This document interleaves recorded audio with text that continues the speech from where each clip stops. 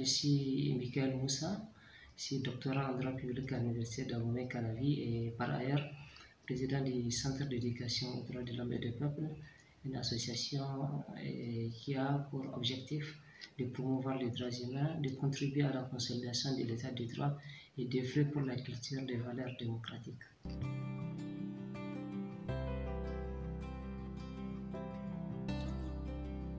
Il faut dire que la violence conjugale, c'est tout acte de violence physique ou psychologique exercé par un des conjoints sur l'autre et qui est de nature à provoquer de graves souffrances qui peuvent être des souffrances physiques, des souffrances sexuelles, des souffrances psychologiques.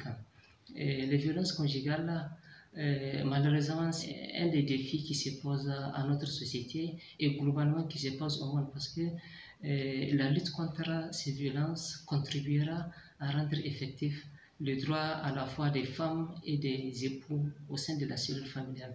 Ce qui nous amène à dire que les violences conjugales sont des agissements qui sont de nature à compromettre la vie des familles paisibles, la vie des familles épanouies et qui peuvent être exercées ou bien qui peuvent être exercées à la fois à l'endroit de l'homme ou de la femme. Donc à ce niveau, on doit retenir que les violences conjugales intéressent à la fois les hommes et les femmes.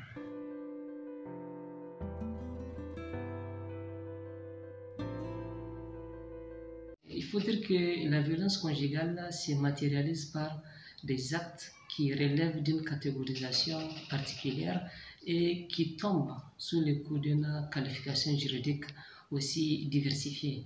Les actes constitutifs d'une violence conjugale, c'est entre autres des actes délictuels, qui peuvent être des actes délictuels et qui peuvent aussi être des actes criminels, à l'exemple du meurtre, à l'exemple des viols. Ce sont des actes criminels et réprimés comme tels par la loi. Et les auteurs peuvent être passibles d'une peine de 9 à 30 ans parce qu'il s'agit des actes criminels.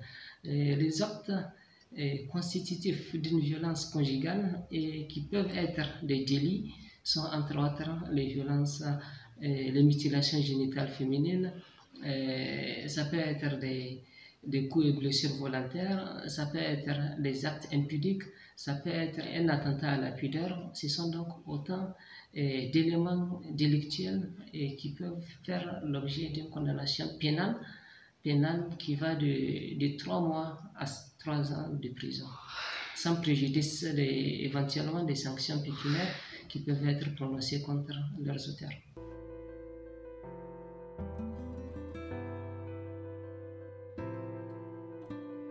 Il est vrai, des efforts sont en train d'être consentis pour éradiquer pour de bon ces violences conjugales, mais il faut dire que il existe toujours des résidus de ces actes de violence. Malheureusement, à notre humble avis, 3 éléments peuvent justifier cet état de fait. C'est entre autres les préjugés entretenus autour de la place de la femme dans les sociétés. Il faut dire que notre société africaine, c'est une société traditionnelle en contact avec la modernité. Et cela fait que certaines pratiques culturelles négatives, en référence à l'article 29, alinéa 7 de la Charte africaine des droits de l'homme et du peuple qui parle des pratiques culturelles positives. Donc il y a certaines pratiques culturelles négatives qui encouragent malheureusement ces violences conjugales. Et en plus des préjugés religieux, des préjugés autour de la place de la femme dans nos sociétés, il y a les arrangements familiaux qui favorisent ou bien qui justifient dans une certaine mesure les violences conjugales. C'est entre autres les mariages arrangés et d'autres circonstances et d'autres situations similaires qui amènent à brimer les droits de la femme. C'est pourquoi on doit tenir compte du consentement de la femme avant tout projet, avant toute entreprise de mariage, avant toute entreprise de nature à engager son avenir. Le 3e élément, à notre humble avis, qui pourrait justifier les actes de violence, qui n'est pas un élément justificatif, mais qui pourrait expliquer les violences conjugales, c'est l'intolérance de la diversité. l'intolérance de la diversité, parce que certains s'accommodent mal avec certains comportements ou bien certains milieux ou bien avec certaines réalités qui sont en déphasage avec leur propre vécu. Il faut dire que la tolérance de la diversité doit être un moyen de pacifier nos relations, ça doit être un moyen de régler pacifiquement nos différences, ça doit être aussi un moyen pour construire une société sans violence.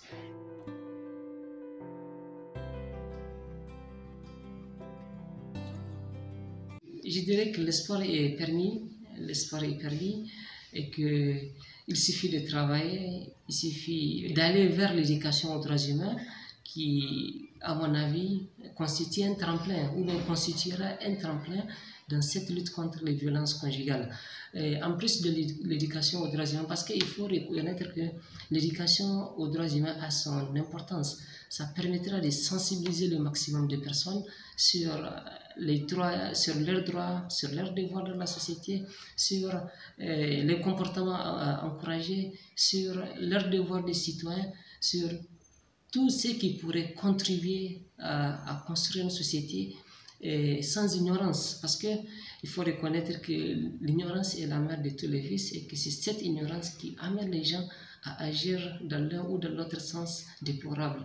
Je pense qu'on pourrait aussi construire une société ou même parvenir à construire une société sans violence si on intensifie ces activités de sensibilisation comme ce que vous êtes en train de faire. Votre initiative est à saluer à plus d'un titre. Le projet permettra de toucher le maximum de personnes et il permettra d'impacter sur la vie des couples, sur l'avenir de la femme, sur l'avenir des foyers et même sur l'avenir de la société dans son ensemble.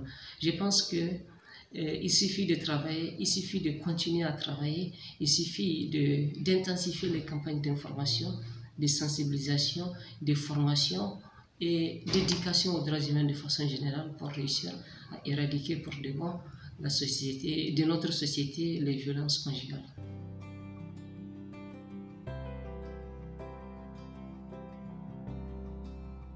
Mon mot de fin est d'abord un encouragement adressé à votre égard à propos de tout ce que vous entreprenez comme initiative louable, comme initiative salutaire.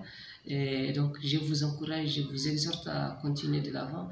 Et je fonde d'espoir sur la construction d'une société sans violence, ou du moins d'une violence modérée, si on ne peut pas parvenir à éradiquer pour de bon cette violence à laquelle notre société est confrontée. L'espoir est permis et cet espoir viendra, ou bien on sera au bout de notre espoir par le fruit de nos différentes activités. Donc tous ensemble, on a un rôle à jouer, on a une mission à accomplir.